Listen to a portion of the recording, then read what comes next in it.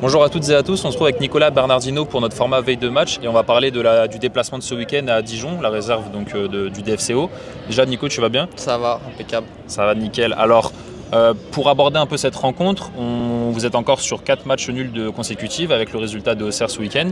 Comment tu vois un peu les clés et les solutions pour sortir de ces différents matchs qui s'accumulent sans défaite mais sans victoire non plus? Ouais, comme tu le dis, voilà, on perd pas mais on n'arrive pas à gagner les matchs en ce moment. Ça fait 4 matchs d'affilée, on finit sur un nul.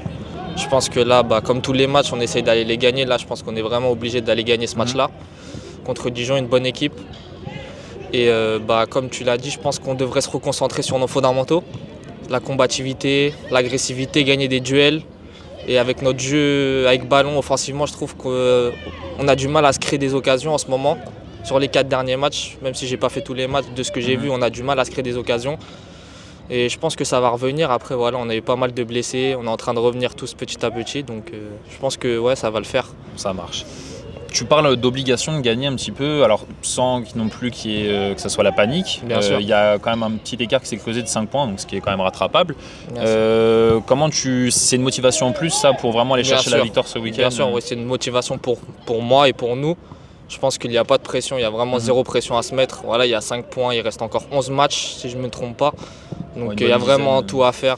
Et en plus, on affronte sa mort le week-end d'après encore. Donc vraiment, il n'y a pas de panique. On est tous tranquilles. Et c'est le bon moment pour relancer la machine. Exactement, c'est le moment de relancer la machine et d'enchaîner les victoires parce qu'on sera obligé si on veut finir champion. Ça marche. Comme d'habitude, dans la deuxième partie, on a un peu parlé de toi. Tu parlais des retours de blessures. Tu as été concerné malheureusement. Une blessure qui est moins longue que Simon qu'on a eu la semaine dernière, mais qui t'a éloigné quelques semaines. Comment tu as un peu géré ça? J'imagine que c'est frustrant, surtout si on sait que c'est la période un peu fragile, entre guillemets, où il y a beaucoup de gens qui se blessent.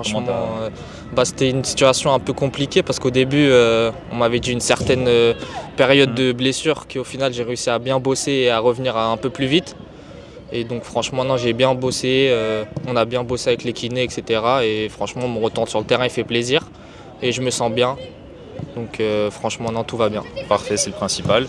Et pour finir, comment tu analyses un petit peu ton début de saison et comment tu vois cette fin de saison, en tout cas on va dire le dernier tiers de saison qui reste avec la bonne dizaine de matchs, comment tu analyses un peu tout ça à chaud? Franchement, individuellement pour le moment ça s'est vraiment bien passé. Là c'était mon 3e ou 4e match où j'ai eu le brassard.